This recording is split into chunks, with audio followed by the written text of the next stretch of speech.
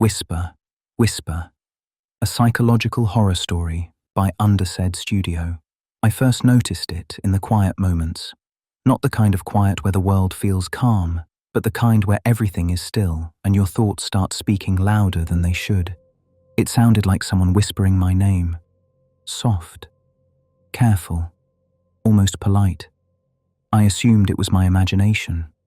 That's what you do when something doesn't make sense. You shrink it until it fits. The whisper only came when I was alone.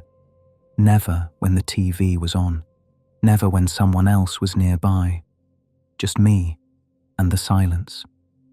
At first it didn't scare me. It felt familiar, like a memory you can't quite place.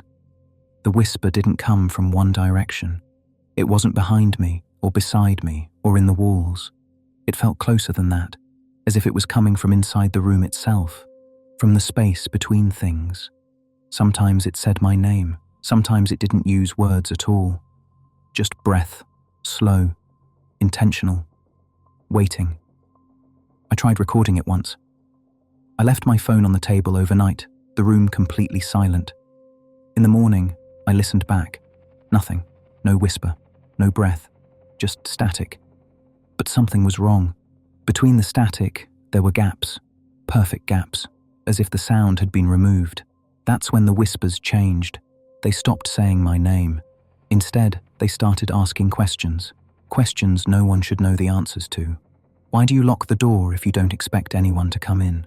Why do you look over your shoulder when you're alone? Why do you pretend not to hear us? The voice wasn't angry. It wasn't threatening. It sounded curious, like it was learning.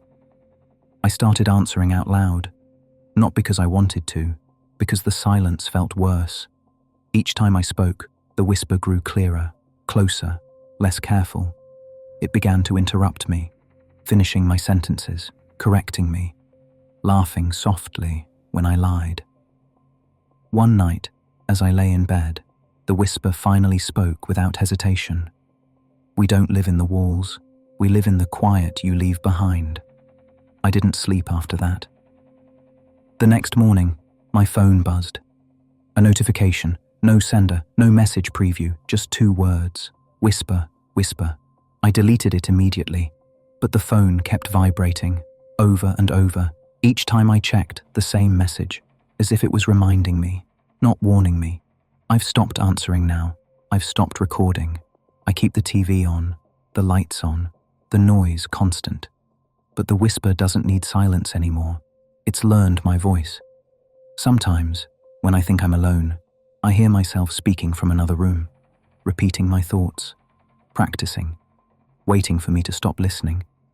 If you're hearing this story in a quiet place, if the room feels just a little too still, don't answer. Whatever you do, don't whisper back.